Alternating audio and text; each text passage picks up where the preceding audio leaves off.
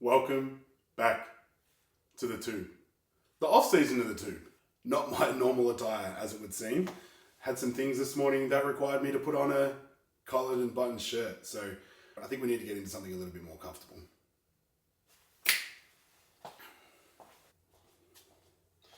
That's a bit better. We're back. Had to put on a dress shirt this morning, which was been a minute since I've had to do that. So that was something, but we're back, we're home, we're into the swing of things now. Life hit me like a ton of bricks when I got home. I got real crook, which I knew was gonna happen. Obviously being that lean for 4 weeks, doing peak weeks back to back. Obviously my immune system sort of would have taken a hit from that. Obviously there wasn't a lot of antibodies in my body. Being that lean, hormones are kind of all over the place. And then that on top of acclimatizing to the warmer weather over there, it was over 30 degrees every day. Come back to Melbourne and it's freezing in the morning, literally freezing. And we're sort of sitting around, 13, 14, 15 degrees every day. So that, coupled with the fact that I had to fly through 4 different airports, take 4 different planes home, all the germs floating around the cabin there, I just knew I was going to get hit with the sickness. So I got crook, got home, was under the weather for a couple of days, sort my life out from a work standpoint, sort my life out from just a logistics standpoint of how my life's going to look coming back into everyday life. And I've hit that transition pretty comfortably. Today we're going to get back in the gym. Training for me the last couple of weeks has been a little bit relaxed, I guess is the right word to use. So I have not really been tracking my training. I've been enjoying my training. I've been training with some people that I obviously wanted to train with that I couldn't train with whilst I was overseas. But I've kind of been really tentative with coming back into training. I know that my body is in a very fragile state. The risk of injury is really quite high, especially as we come back into reintroducing foods. You feel like you're going to get a lot stronger a lot quicker. And this is when we can put a lot of stress on the body and tear something or pull something. So I've really not been doing a whole lot to failure over the last sort of 2 weeks of training, trying to ease my way back into it. Now, in saying that, we're going to try an RDL today. Really big focus for me this off season is definitely going to be pulling from the floor. I've sort of had a little bit of a think of how I'm going to operate my training split, what I need to prioritize, what I need to bring up, and what a lot of the feedback was from, that pro debut tour. And a lot of that did have to do with some back thickness. So lots of heavy compound pulling from the floor. So at the moment I'm doing 2 back days, whereas this secondary back day will be a hip hinge. So we'll prioritize back thickness and some hamstring and glute recruitment. And then a lot of my secondary back movements will all be sort of supported. So there won't be anything that's hip hinged. I won't be doing any bent over barbell or dumbbell rows or anything like that. It'll be a lot of chest supported, back focus, because obviously we're going to get a whole lot of stimulus from those RDLs. So today for me, my mission is to not go too far with the weight, not go too heavy, not push myself to the point where I think I can lift the weight off the floor because I know that the strength's going to be there, but is that conducive to long-term goals? So really easing my way back into training and trying to be smart with that, and think to myself, what would I instruct my athletes and my clients to do in my situation? Really trying to implore that I need to be intelligent about my training, so we're going to do that. We get some treatment with Mario today too, so today's going to be my first treatment back with Mario since coming back from the US, so there's definitely a lot of kinks and niggles and aches and pains that we've got to work through there, so that's going to be really good.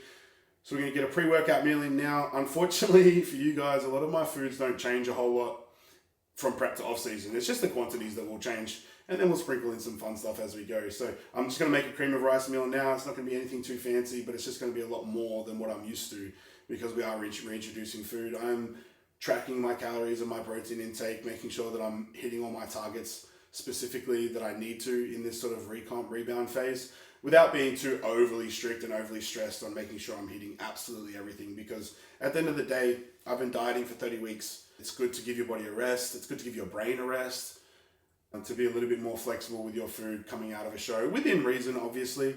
There's caveats and levels to it. So we're trying to make sure that we're hitting sort of 80% good quality whole foods, or foods that my body is used to or can digest that I know sit well. And then we play the last 20%, we sort of play around with fun stuff. So you might see some of that today. I appreciate everyone that supported the Pro Tour, everyone that got behind it, everyone that watched the live stream. Everyone that watched the last YouTube video, I was really, really proud of that. It's gonna be a good day. I'm fine. You can see I'm still a little bit nasally, but it's still quite chilly here in the morning. So as the day goes on and we move the body a little bit, we'll clear up and we'll hopefully get a really good quality training session in without going too hard. But I'm starving because I've only eaten one meal so far today and the appetite is rolling. So we're gonna make some cream of rice and see where the day takes us.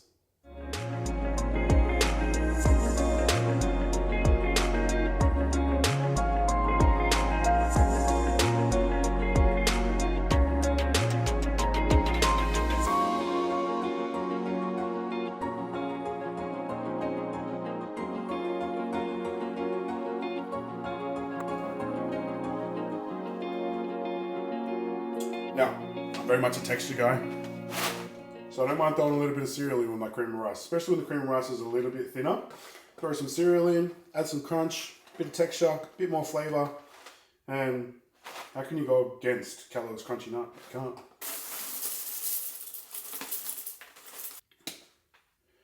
Because we can. Still got some of the Fit Butters left over from the US. We've still got Rory's Cookie Monster Madness, so it's a cashew butter, basically with cookies and cream added into it. It's danger in a tub. That's what it is. So we're gonna use a little bit of this on top, get it all down, then we'll probably see you at the gym.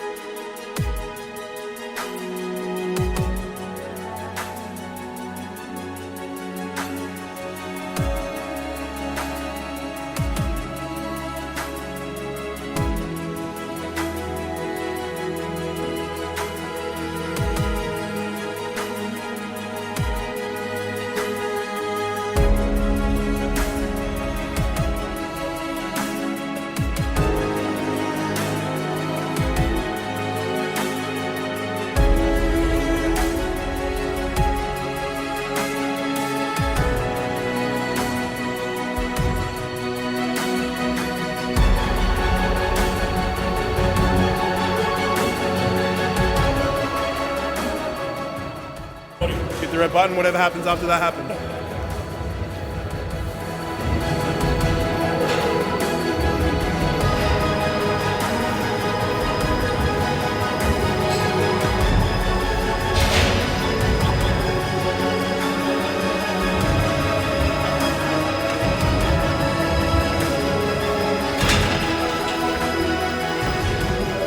You like comfortably do like a 6 to 8, like an RPE 8. So once I start to struggle, you need to be like, stop. Yeah, I got you. Be like, Nat, that's enough. You will tear your shit in half. You take 10 reps? You should not be here. Right? You're the worst influence ever. I'll like drop there and you'll be like, oh, you had 5 more. You had 5 more. All right, we'll see what happens. We'll just gauge it.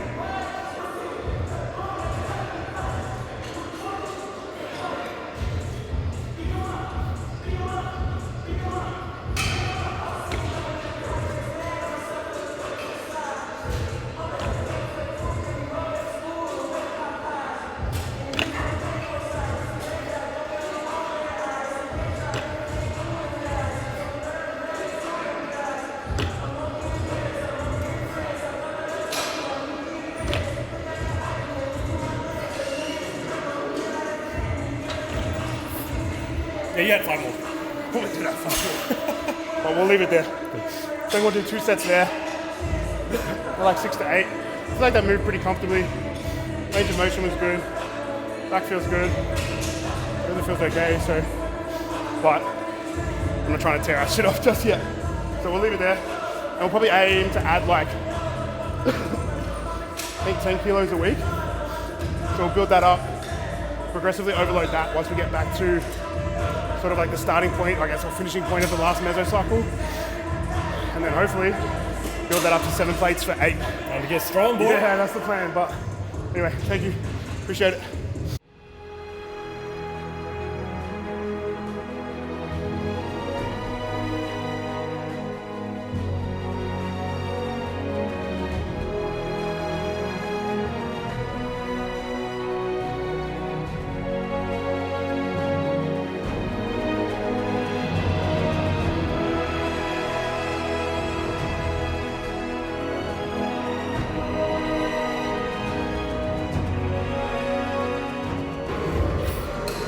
So with this, I'm trying to stay like semi-neutral grip, but still upper back focus. So we don't want to target like lower lats or anything like that.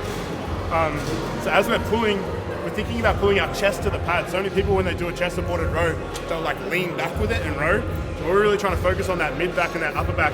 So as we're rowing it in, we're almost like driving our chest into the pad and really targeting that upper back motion. At Lucas Zaharakis. Well, I wasn't going to tag you, but fucking now you've called yourself out. Don't be like Lucas.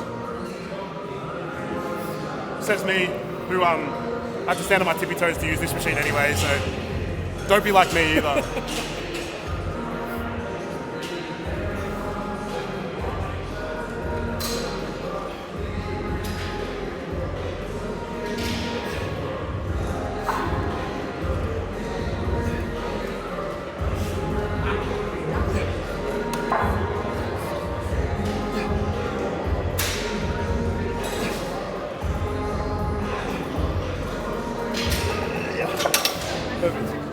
The same thing as fatigue sets in, rather than contorting our body to ensure a full range of motion but using muscles that we're not looking to use, I shorten my range of motion, stay in the same technique, stay in the same focus points, using the same muscle groups that we want to be using, and then fatigue those to the maximize as we can. So as my range shortens, we're still contracting the same way. We're not contorting our body to move the weight using something different. And then once we hit mechanical fatigue, set's over, we out of here. Hey guys! Oh my goodness. There we go. 1, 2.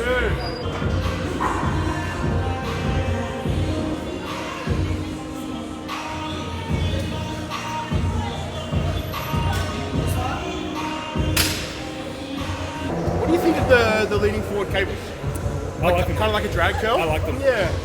I'm trying to find like different ways to stimulate in the lengthened position. Obviously, like a lot of what we do is like preacher, hammer, so it's all about shorten contraction. Yep. So we're talking about like lengthening the bicep and working in a stretch motion. I think it can be really good.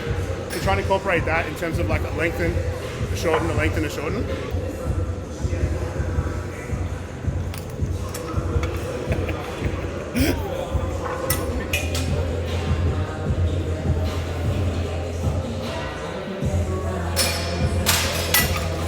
That's pointless. If you want to know what it's like training with Lucas around, that's what it's like. A really good session. So everything is kind of like 3-ish reps in reserve. Like I said, we're trying to ease our way back into training. We're not trying to do anything too crazy or ridiculous and tear my shit in half and prolong this kind of recovery phase. So it's like getting my body used to some of these compound movements and some heavier lifts that I probably haven't been doing for a long period of time. Obviously, because we've been in a real big deficit, we're focusing on some different areas. But now we're like really trying to bring ourselves up. So obviously the numbers aren't where I want them to be, but understanding that this is all part of the process and this is why we're doing what we're doing, and it allows us to be progressive further into the off season.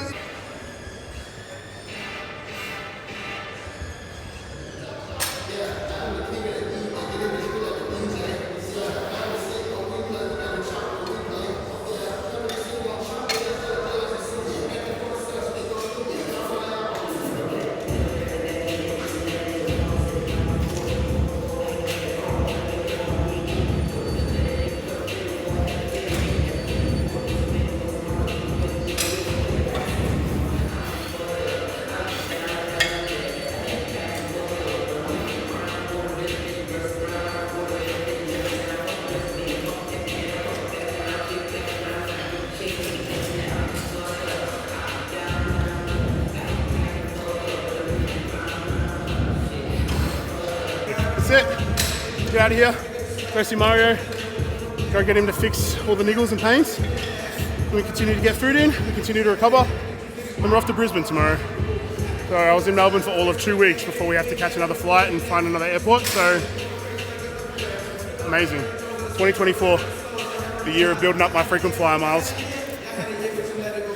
We're back on the vlogs, back on the off-season vlogs. So day in the life of eating, different training stimulus, different recovery protocols. If there's anything you do want to see in the tube for the off-season, whether it's a Q&A, whether it's food-related, training-related, PED-related, you know we're open with everything. But we out of here. You know the drill. Like, comment, subscribe. See you in the next one.